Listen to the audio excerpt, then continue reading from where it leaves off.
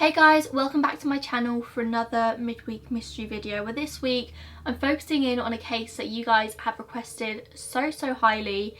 This is the Wanda beach murders. This is one of Australia's biggest unsolved cases, and I'm sure everyone in Australia probably knows all the details, but over in the UK I'd heard the name but I didn't really know the story, so that is what I'm going to share with you today. So this story begins with two 15-year-old girls, Marianne Schmidt and Christine Sharrock.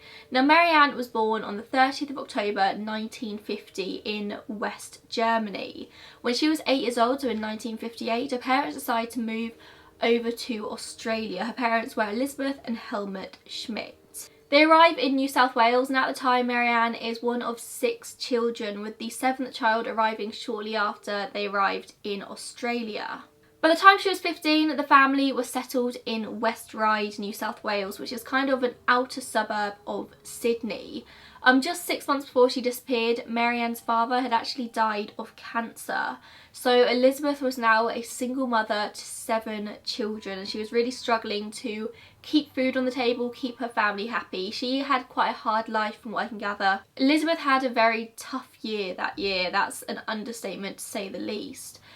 Marianne though fitted in really well with Australian life. She loved living in Australia and she was quite a popular girl.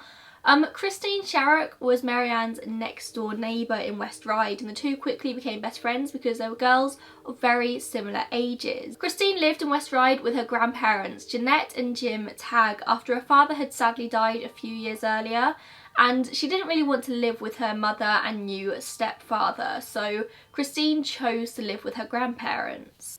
Both Christine and Marianne were very shy, quiet girls, just your typical 15-year-old girls, and they were obsessed with boys. Throughout the summer of 1964-1965, remember that's the Australian summer over what would be the Northern Hemisphere's winter, Marianne and Christine spent a lot of time nearby Wanda Beach. They'd go there to escape the heat of like the built-up city, and they just liked to watch the surfers, watch the boys. For most teenagers living around West Ryde, Cronulla Beach, Wanda Beach was their beach of choice. It was easily accessible for them by train.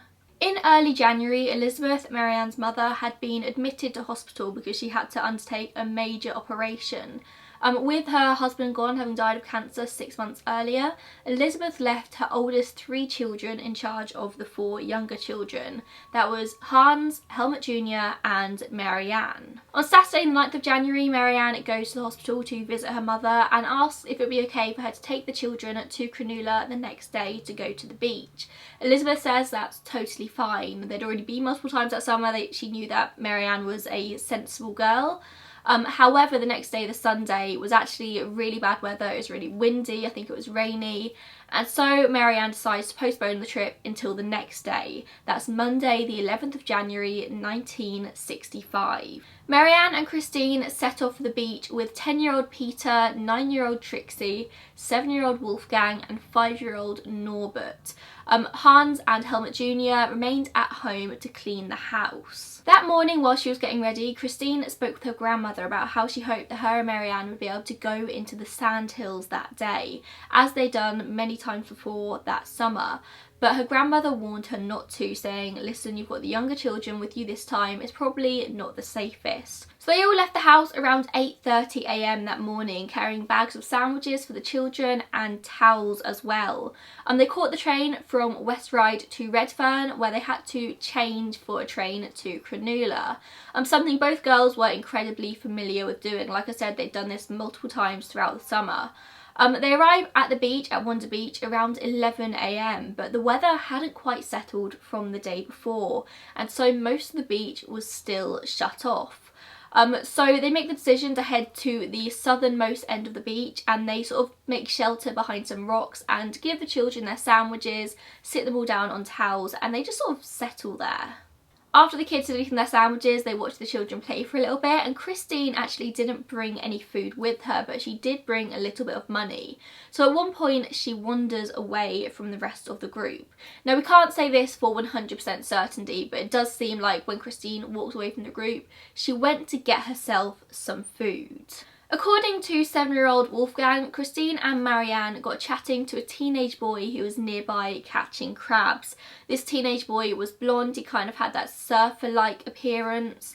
And Wolfgang said that he saw this boy again 2 more times throughout the day, at another point talking to Christine and Marianne, and once again just walking along on his own. In the early afternoon, the weather's still not great. The girls decide to take the children for a walk in the sandhills, going against Christine's grandmother's advice. So they start to walk through the sandhills, but the children begin to complain that the wind is too strong, the sand is hitting them, and so the girls sit the children down in sort of a spot between 2 sand dunes. They put them down on their towels, they give them a radio to listen to. It's not that far from the Wanda Beach Club, I think it's just a matter of meters behind the Wanda Beach Club. The girls then tell the children that they're just going to head back down the beach and grab the rest of their things. They'd left their bags and stuff down at the southernmost end of the beach. But the girls don't head back off south. They continue walking further into the sandhills. And 10-year-old Peter actually comments and says, like, girls, you're going the wrong way. But they just giggle and carry on walking. This was the last time the children would see Marianne and Christine alive. The children would sit there until 5 p.m. waiting for the girls to return, but of course they never do. And eventually they have to take the initiative to walk back down the beach themselves. So they go back down the beach, collect the bags like the girls said they were going to, and they walk to the train station, catching the train home by themselves. And bear in mind, Peter's 10 years old, he's the oldest, Norbert's 5. This is a huge thing for children to do on their own. It's not just a single train journey. They have to get off and change at Redfern. So clearly these were some very, very smart and switched on children. So they arrive home around 8 p.m. with Helmut Jr. immediately noticing that the children have arrived but Marianne's not there. By 8:30 p.m, Christine's grandmother has called the police to report the girls missing. Helmut said that he had to be the one to go to the hospital and tell his mother that Marianne was missing. And he said that when he told her, she just looked at him really sadly and said that she didn't think the girls would ever be coming back. She knew they were dead, and she was right. She would be proven to be right the next morning, so Tuesday the 12th of January, when a man called Peter Smith is taking his 3 young nephews out for a walk through the sandhills. And that's when he spots what he assumes at first to be a mannequin sticking out from the sand. He notices a girl's leg protruding out, and he then walks up closer to it before realising that it is indeed a human body. He rushes to the nearby surf club where he calls the police, and the police arrive very, very quickly. And it does actually take the police a moment to realise that there are actually 2 bodies there, not 1. Of course, this is the sand dunes and the bodies are covered over by a foot or so of sand. They only notice there's actually 2 bodies there when they notice 3 feet sticking out of the sand and not 2. The 2 bodies were found very close to each other, with Marianne lying on her right side with her left leg bent up. Christine was found with her head face down in the sand, and her head was right next to Marianne's left foot. The police began to put together somewhat of a version of events for this.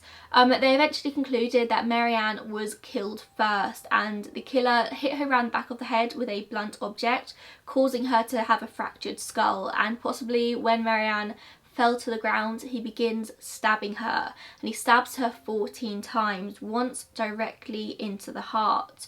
Whilst Marianne is being attacked, Christine is just watching. She starts to scream, she runs away, and according to Hans, Marianne's brother, he actually went to the crime scene with the police after things had quietened down. And he said that this was an incredibly isolated area. Even though it was only 2 dunes back from the beach, it was so quiet. It was kind of eerie. He said that it was so quiet you couldn't even hear the waves. And he said that you could scream your head off and nobody would be able to hear a thing, especially in the very windy conditions of that Monday. Which sadly does seem to be the case, because not a single person ever reported hearing a girl scream. Once the killer was done with Christine, he chases after Marianne, who is running through the dunes at this time. He eventually grabs her and stabs her 6 times. He then drags her back through the sand dunes, which is very evident by a 34-metre drag mark in the sand, punctuated by blood on both the sand and in the bush. Hans later said that it looked like she'd been stabbed so severely that she was almost decapitated. Her throat was so deeply slashed. The killer then hacks out Marianne's bathing suit, exposing her lower body, and he also messes with Christine's clothes. Sperm was found at the scene, but the later autopsy strangely showed that both the girls' hymens were still intact. Although clearly sexually assaulted, it didn't look like either girl had actually been raped. The autopsies actually revealed a very interesting story. It was found that Christine actually had a blood alcohol level of 0.015. I want to put that into context here a little bit, because I often find that when I'm watching documentaries and they mention blood alcohol levels, I actually have no idea what any of the numbers mean. I don't know what's high and what's low. So in both the USA and the UK, the drink driving limit is 0.08, or in the UK would probably say 18 milligrams of alcohol per 100 millilitres of blood. So for example, me as a 120 pound give or take female, likely very similar to what Christine was, a single vodka and lemonade would give me a blood alcohol level of 0.035, which is about half the drink driving limit. Christine had a blood alcohol level of 0.015, which is a very small amount. It's likely that she either had a very small glass of beer or just a sip of a spirit. The point isn't so much though the amount of alcohol in her system, it's the fact that she had alcohol in her system at all. None of the children reported that they saw her drinking at any point in the afternoon, but they did report that she went off on her own for a while, presumably to get lunch, but it seems like when she was out getting lunch, she met somebody who provided her with alcohol. Is this person the same person who would later go on to kill her and Marianne? Christine was also found to have consumed food that was different from the rest of the party and different from Marianne. Christine was found to have cabbage and celery in her stomach, which investigators speculated might have come from a Chico roll, which I think seems to be an Australian invention. It's very similar to a spring roll. It's the kind of food that you can just like grab and eat on the go. It does seem that she went out for lunch, grabbed a Chico roll, ate it, but also met somebody and had a little bit of alcohol with her lunch. As news of the murders began to break, potential witnesses began to come forward. Now, of course, nobody had seen the actual murders, but the last person who was likely to see Christine and Marianne alive was local fireman Dennis Dostine.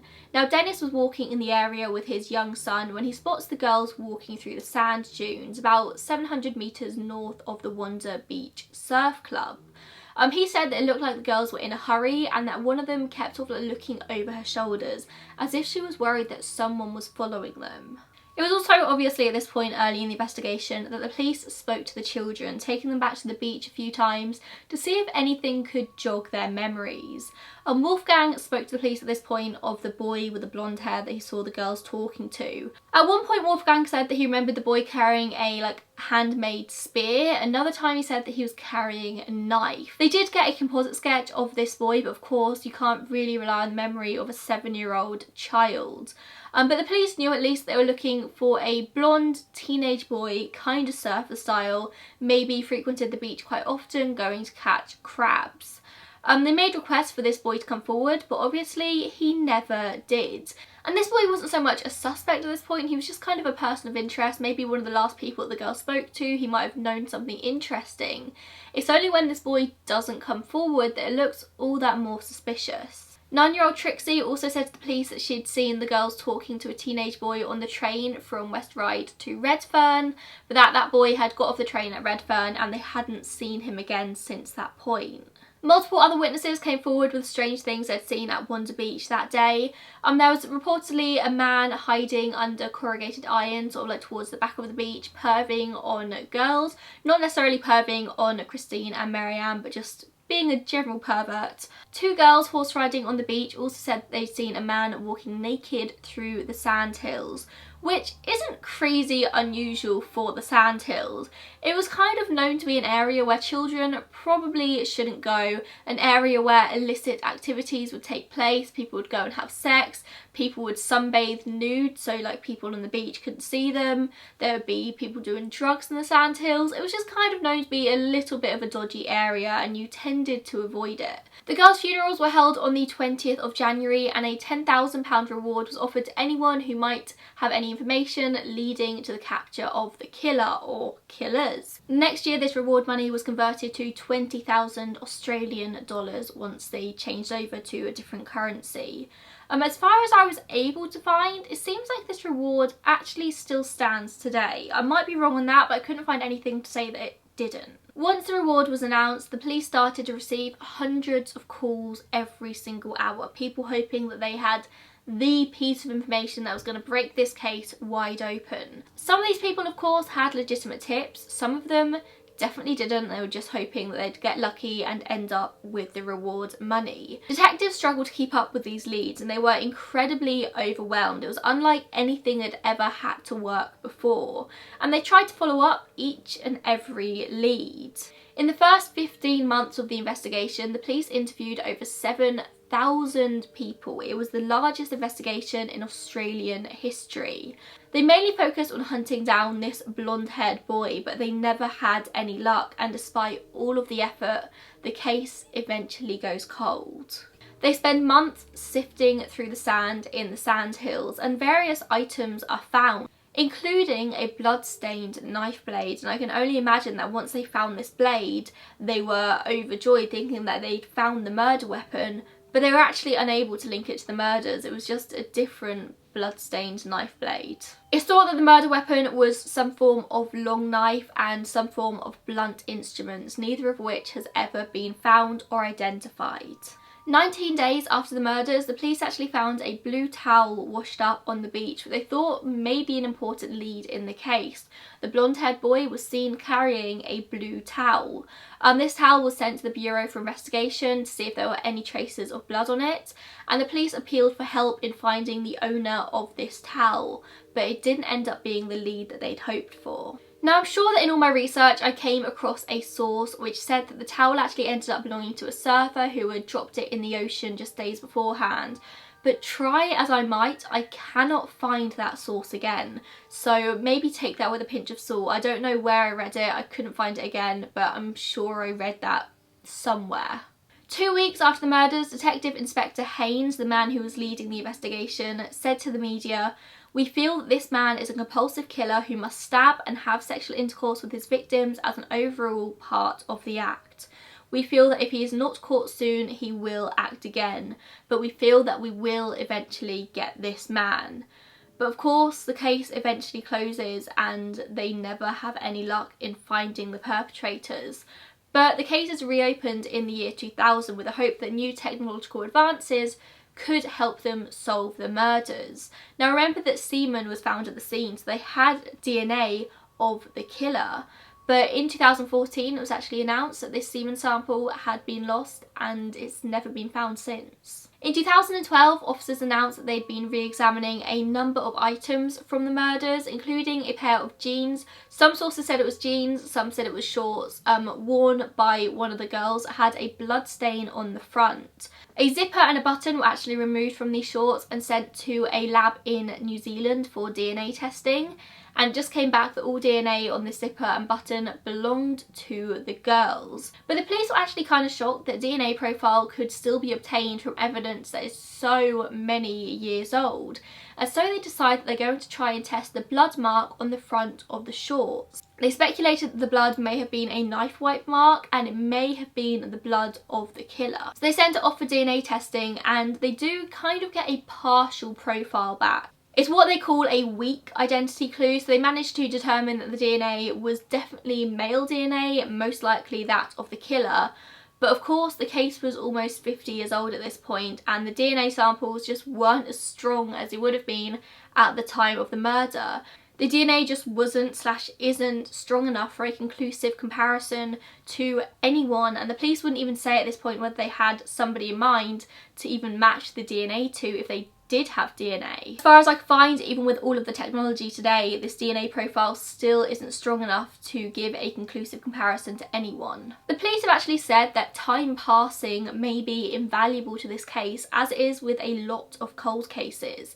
As perpetrators, as killers die, people who knew them in real life, maybe knew information that they were too scared to share, are actually more likely to come forward and talk to the police once the threat of this person still being alive is no longer there. So I think the police in this case are still hoping that one day someone will just come forward with a piece of information that will solve this entire case. And the police have had their suspects over the years, and I'm going to talk in detail about two of these suspects. So the first one is a man called Christopher Wilder, who was actually at one point one of the most wanted fugitives in the USA. He was known as the Beauty Queen Killer. He abducted and raped at least 12 women, killing 9 of them over a 6-week period in early 1984 during a cross-country murder spree across the USA. But Wilder was actually Australian. He lived there from birth until 1969. He lived incredibly close to Wanda Beach at the time of the murders, and he moved away from Wanda Beach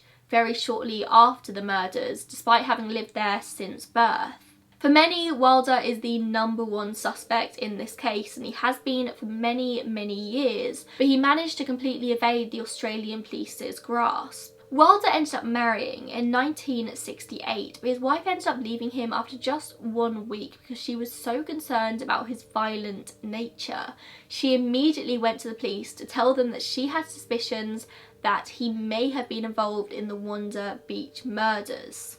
Now, he was already on the police's radar. He was already very much a suspect in this case because he'd been involved in the violent gang rape of a 13-year-old girl in 1963. He's named as an official police suspect very, very early on in the investigation. However, it took the police 8 months to follow up on this lead from his wife, and by the time they got around to interviewing him, Wilder had already left the country and he'd moved to Miami in Florida in the USA, and obviously the Australian police had no jurisdiction in Florida. Years later, in 1982, he actually returns back to Australia to visit his parents, and he ends up getting arrested and charged with sexual offences against 2 15-year-old girls in this time. He forced these 2 15-year-old girls to pose nude for photos, but he flees back to the USA before it can be taken any further, and just 2 years after this, he begins his killing spree across the USA. He ends up dying, accidentally killing himself during a struggle with the police in New Hampshire in April of 1984. Christopher Wilder would have been 19 years old at the time of the Wanda Beach killings, and he kind of matched the description given to the police by the children. Retired Detective Inspector Ian Waterson was actually in charge of the Wanda Beach cold case, and he said that he believed that Christopher Wilder is the #1 suspect in this case. He was quoted as saying, "In my mind, it would have to be Christopher Wilder because there are so many signs to this guy that point to his sexual deviancy, his propensity for violence, and he was around in Sydney at the time, hung around the beaches." It seems to be the general consensus within the police force that Christopher Wilder is the one who did this. But the other suspect I'm going to talk about is a man called Derek Percy, a name that didn't appear in relation to this case until the late 1990s. He's widely reported as Australia's worst child killer. And in my own opinion, I think Derek Percy is a slightly better suspect for this. But let me know what you think. So Derek Percy was imprisoned for murdering a 12-year-old girl called Yvonne Toohey on a beach in Victoria in July 1969. He literally just grabbed Yvonne from the beach. He was with a friend at the time, put a knife to her throat and pulled her into his car, abducting her and savagely murdering her and mutilating her body within a few hours. He was actually quickly caught due to Yvonne's friend remembering important details about the car, and the police literally catch Percy red-handed as he's washing the blood out of his clothes. It's just 3 hours after she was taken. Controversially, Percy was found not guilty by reasons of insanity, but he was considered too dangerous to ever release back into society, so I think he was just kept in a number of different psychiatric hospitals. It was said that he committed the crimes in a frenzy and that the horror about what he'd done actually caused his mind to shut down and he couldn't remember any of it. It actually took the police a long time to make him retrace his steps and figure out where Yvonne's body was buried. There were many times over the years when it was speculated that Percy was about to be released, saying that he was no longer considered mentally insane. But in the end, he did remain in prison until his death in July 2013 at age 64 due to cancer. Whilst he was in prison, police actually found a storage container belonging to Percy, in which he had seemed to amass a huge amount of files, documents and handwritten journal entries about the murders of children. Police began to piece together these documents, these diary entries, these creative writing pieces with a number of Australia's unsolved child crime murders. They began to form a map, which was basically a map of all of the places Percy had travelled to as a teenager, young adult with his parents. His parents were keen caravanners. They loved to go and visit all different regattas along the coast, and Percy would often go with them. So the police managed to put together this map of where Percy was at what time, and a number of them, a huge amount, corresponded with different unsolved child murders at the time. The police basically said they formed something of a child murder map. The Percy family is said to have attended a yachting regatta in Sydney in January of 1965, the same time the girls were murdered at nearby Wanda Beach. Witnesses said that they saw a boy resembling Percy talking to the girls on the train, and Trixie also said the same thing. The composite sketch of the blonde-haired boy that the police managed to draw up from the children's descriptions actually kind of resembled Percy, a long, narrow face. The following year, Percy joined a new school. He would have been 17 at the time of the murders, and fellow students who had seen this police sketch that had been widely circulated in the media teased Percy about being the killer because he looked so similar. In notes found in Percy's car, the police found a story written by him which apparently bore a striking similarity to the Wanda Beach murders. In his belongings in the storage unit, police also found a map marked at Ryde, very near the spot where the Wanda Beach victims would have caught the train. Derek Percy has also been linked to another very famous Australian unsolved case, the disappearance of the Beaumont children. I covered this case a couple of years ago. I'll link it up here, but I will warn you, I think it's one of the very early cases I covered, so it's probably not all that good. I actually am considering deleting a few of my older cases and sort of redoing them with all of the knowledge I have about doing this now, so let me know if you'd want me to do something like that. I just want all of my work to be of top quality. But anyway, I digress. So Jane, Anna and Grant Beaumont had caught the bus that day from their home to Glenelg Beach in Adelaide. It was Australia Day and they just spent the day at the beach. However, they disappeared shortly after lunchtime. It was January 26th, 1966, so just a year after the Wanda Beach murders. Now, a composite sketch of a possible suspect in the Beaumont children's disappearance strongly resembled the same man in the Wanda Beach murders. Years later, Percy wouldn't admit to having had anything to do with the Beaumont children's disappearance, but he did admit that he was at Glenelg Beach the day they disappeared. He was at Glenelg Beach that Australia Day. What are the chances of there being two child murderers at the same beach on the same day? Very slim. So personally, for those reasons, I think Percy is an even better fit for this than Christopher Wilder. The police were actually waiting for a deathbed confession from him. He had a very slow and painful death from cancer, but a confession never came for any murders. But there is also another option, of course, that these girls were just killed by a random teenage boy. But I do believe a boy who would commit such a violent crime wouldn't go on to live a completely normal life. This person definitely lived a disturbed life and would likely have gone on to commit more murders, likely in a sexually motivated crime. But all in all, until we get a stronger DNA profile from the bloodstain on the front of the shorts or the missing semen sample is found, I think we're unlikely to ever find the killer here. It is really a shame that the semen sample was lost. I feel like if it wasn't, then I think we may have had the answer by now. I do think this case has the ability to be solved one day, but I think it'll be more due to time than anything else. I do think maybe one day somebody will die, the perpetrator will die, and somebody will hopefully come forward with an important piece of information. I really do hope this case is solved one day. It's possibly a long shot, but if you do live near Wanda Beach and have any older relatives who may know anything, it could be worth just talking to them and just seeing if they have maybe any interesting suspects that they ever had, or if they know any small details that maybe I didn't mention in this video. Thank you so much for watching. Make sure you subscribe to my channel if you like what I'm doing here. I cover these unsolved cases every single Wednesday in the hope that maybe one day an important piece of information might come to light from my videos and maybe something good can come from it. Thank you so much for watching, and I'll see you in the next one. Bye guys.